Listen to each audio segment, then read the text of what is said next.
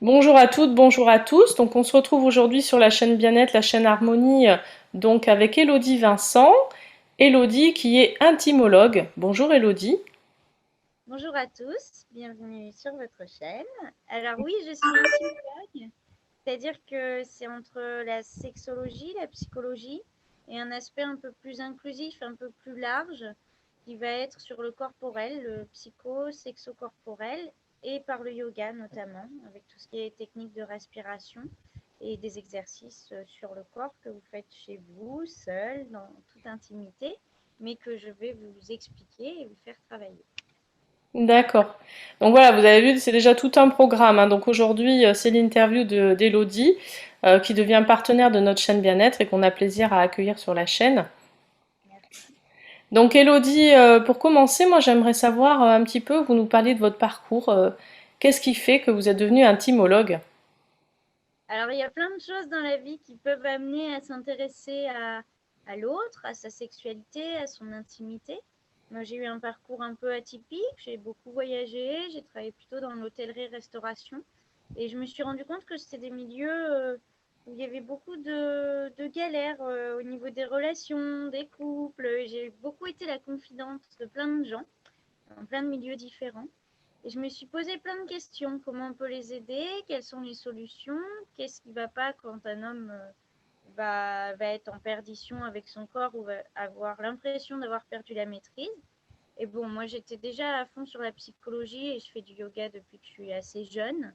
Donc j'ai voulu après me former. Donc j'ai fait 3 ans en sexologie dans une école privée. Et actuellement je suis formée en sexo-corporel et parallèlement en psychologie et notamment sur les violences faites aux femmes, mais aussi sexologie positive avec Yvon Dallaire, sur les violences faites aux hommes. Parce que si ça ne marche pas d'un côté, ça ne marche pas de l'autre, et il y a tout ce travail à faire vers l'altérité, l'égalité, la mise en place de choses positives pour l'un et pour l'autre. Hmm, d'accord. Donc ça a été en fait tout un cheminement, toute une réflexion qui vous a mené à ça. Et puis, comme de par hasard, on croise sur sa route des personnes qui vous posent des questions, qui s'interrogent, qui se confient.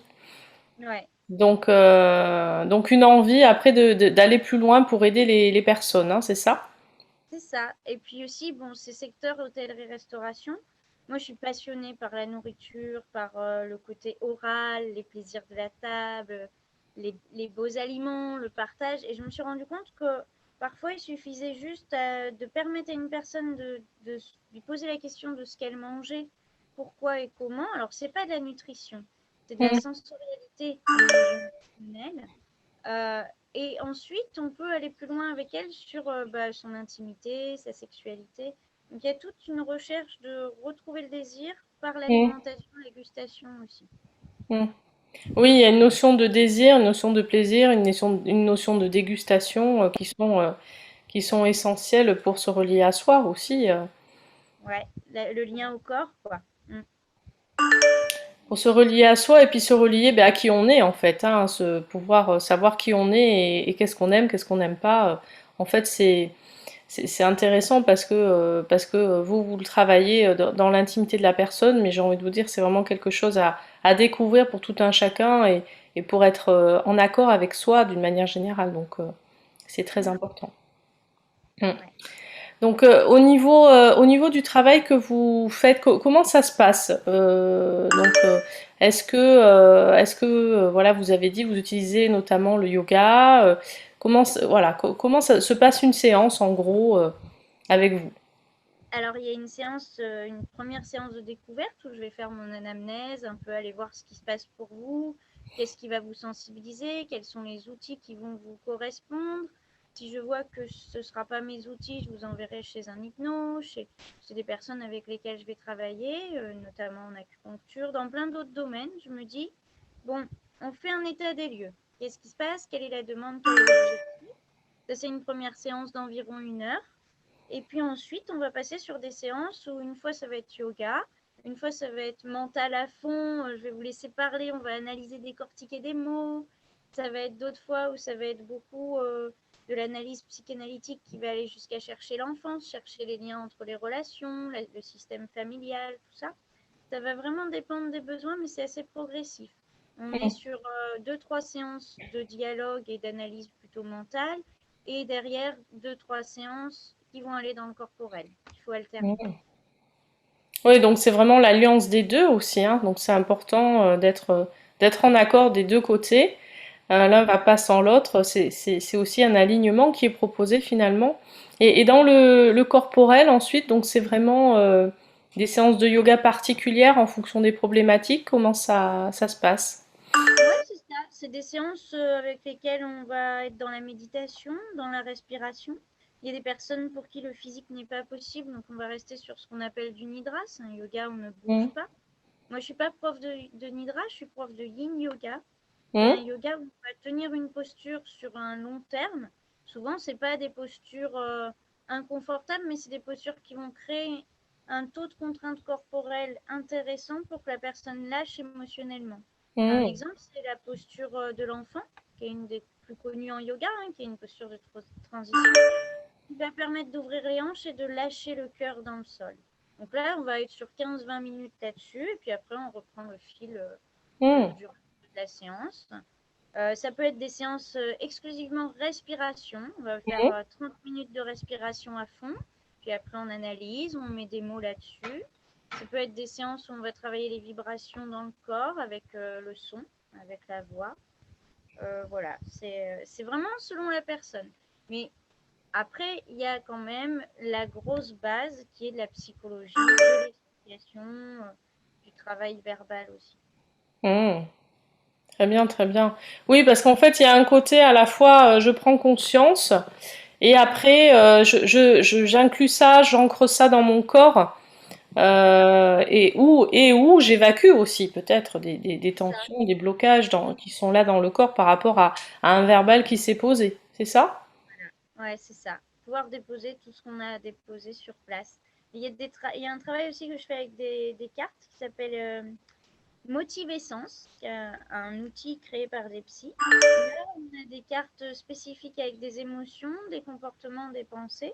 Et là, ça se fait entre 1 à 5 séances où on va être sur des objectifs liés à ce jeu.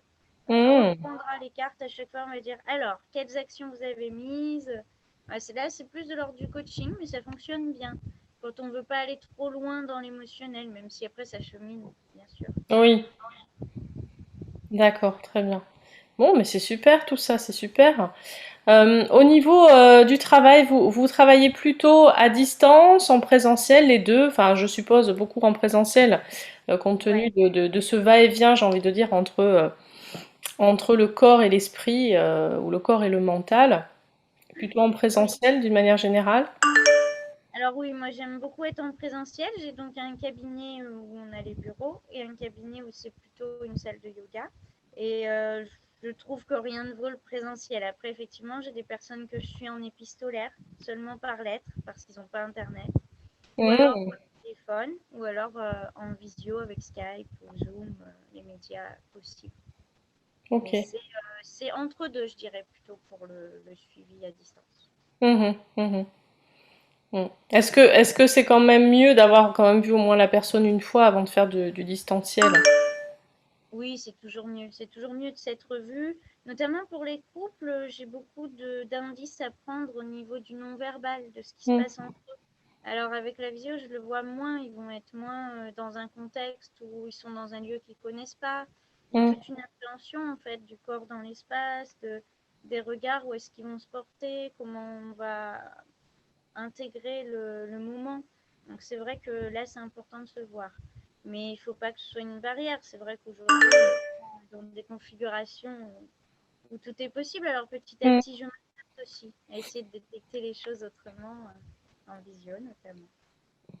Et avec le couple, en fait, quand vous travaillez avec le couple, c'est un petit peu le même genre comment dire, de process au niveau du travail ensemble. Comment ça se passe? Alors oui, en général, le couple vient à deux au départ, et puis ensuite je vais prendre l'un après l'autre, et après on refait des points à deux. Il y a des choses que je leur fais faire sur place, des respirations, des exercices de distance. Il y a l'exercice fameux là du point qu'on va faire desserrer à l'autre. Donc ça, je le fais faire sur place. Mais sinon, c'est vrai que pour le couple, dès que je vais être sur le corporel, je vais suggérer des choses qu'ils vont faire à la maison, des exercices. Hmm, très bien, très bien. Bon, donc Elodie, à découvrir, hein, vous avez vu, hein, donc si vous avez envie d'explorer un petit peu plus des nœuds, des blocages liés à vos émotions et votre intimité, que ce soit seul ou en couple, n'hésitez pas. Donc Elodie est là. Elodie, vous vous trouvez dans quelle région, dans quel département et dans quelle ville? Alors, je suis à Vichy, en plein cœur des volcans d'Auvergne, dans le Bourbonnais, dans l'Allier. Au centre-ville, vers la source de l'hôpital. Et puis, on a la chance à Vichy d'avoir des parcs et d'avoir autour des espaces naturels. Donc, parfois, on va dehors aussi.